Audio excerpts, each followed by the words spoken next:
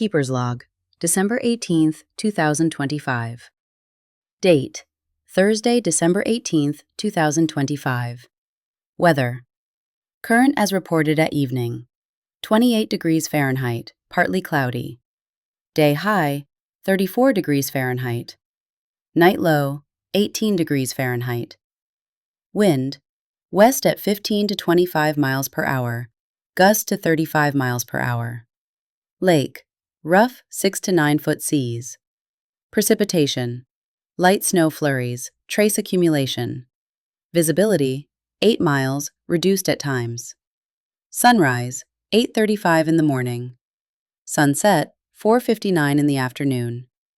Moon phase: waning gibbous, 72% illumination.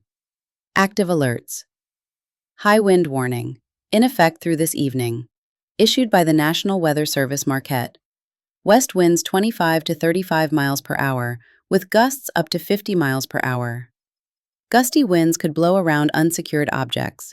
Tree limbs could be blown down and a few power outages may result. Travel will be difficult, especially for high-profile vehicles. Storm warning, Lake Superior, in effect through Friday morning.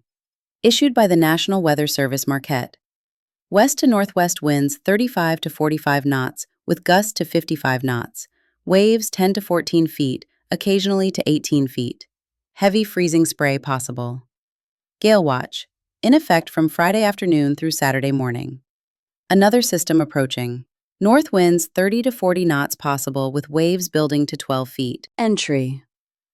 Today was blustery and gray, with temperatures climbing from 18 overnight to a high of 34 under partly cloudy skies that couldn't quite decide what they wanted to do. The wind came steady from the west all day, gusting hard enough to rattle the windows and send the cedars swaying. Not a day for the lake. Woke up disappointed.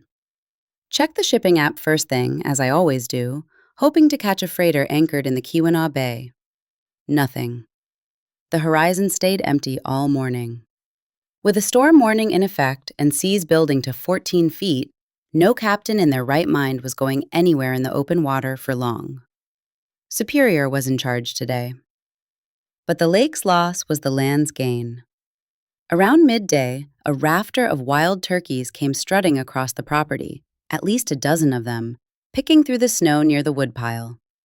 And they had company, a yearling deer, all legs and caution, browsing alongside them like it belonged. The turkeys didn't seem to mind. They just kept scratching at the frozen ground, looking for whatever seeds and acorns they could find beneath the snow. A group of turkeys is called a rafter, which I only learned recently. The term dates back to the 16th century, possibly a reference to how they roost together in tree branches, lined up like rafters in a barn. In winter, turkeys form large single-sex flocks for safety and warmth. Hens stick with hens, and toms form what are called bachelor flocks, sometimes numbering 20 to 50 birds. They're omnivores, foraging for acorns, beech nuts, seeds, insects, and whatever agricultural waste they can scrounge. The wild turkey population in Michigan went from 0 in 1900, wiped out by habitat loss and unregulated hunting, to over 200,000 today. That's one of the great conservation success stories, and it's especially remarkable in the Upper Peninsula, where winters like this one test even the hardiest species. Today's visitors looked healthy and unbothered. Good foraging, apparently, and maybe a few apples tossed out by my son. The propane truck came through this afternoon. Watched the driver navigate the drive in the wind, hunched against the gusts. He topped off the tank and was gone inside of 20 minutes. Essential business. With temperatures dropping into the teens tonight and family arriving Friday, we'll need every BTU. Speaking of arrivals, there are ships nearby, just not where the cameras can see them. Marine traffic shows two 1,000-footers riding at anchor in Keweenaw Bay, tucked in to wait out the weather. The Stuart J. Court and the American Integrity. Both too big, too deep, and too smart to challenge Superior in a blow like this. The Court is a special one.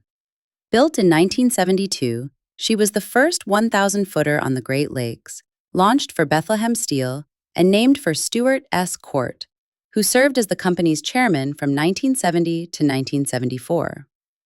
Her construction was a minor engineering marvel. The bow and stern sections were built in Pascagoula, Mississippi, welded together, and sailed up through the St. Lawrence Seaway as a 182-foot vessel nicknamed Stubby. At Erie, Pennsylvania, they cut her apart and spliced in an 818-foot mid-body. She's the only 1,000-footer with her pilot house forward, a nod to the old Laker tradition. At 105 feet wide, she fills the Po Lock at the Sioux like, as one captain put it, a whale in a bathtub. Interlake Steamship has operated her since 2005, and she still hauls iron ore pellets between the Twin Ports and the Lower Lakes. 53 years of service and counting. The American Integrity has her own story. She was built in 1978 at Bay Shipbuilding in Sturgeon Bay, Wisconsin, originally christened Lewis Wilson Foy for another Bethlehem Steel chairman. Renamed Ogle Bay Norton in 1991, then American Integrity, when American Steamship Company bought her in 2006. In 2017, she broke the all-time Sioux Locks record for the largest load of iron ore, 75,995 tons, loaded to a draft of 29 feet 7 inches. She broke her own record 2 years later with 76,424 tons. At 1,000 feet long and capable of unloading 10,000 tons per hour, she's a workhorse. Today, she's just sitting, like the court, waiting for the lake to settle. Inside, I lit a fire in the fireplace and spent the afternoon hanging holiday decorations. Family arrives Friday, weather permitting, and the lighthouse should look the part. The tree is up, the stockings are hung. The wind is howling outside, but in here, it's warm. Tomorrow looks calmer, briefly, before another system moves through. The ships may make a run for Marquette, or they may wait for Saturday. That's the thing about December on Superior. You plan around the weather, not the calendar. The cedars are bent but holding. The propane tank is full.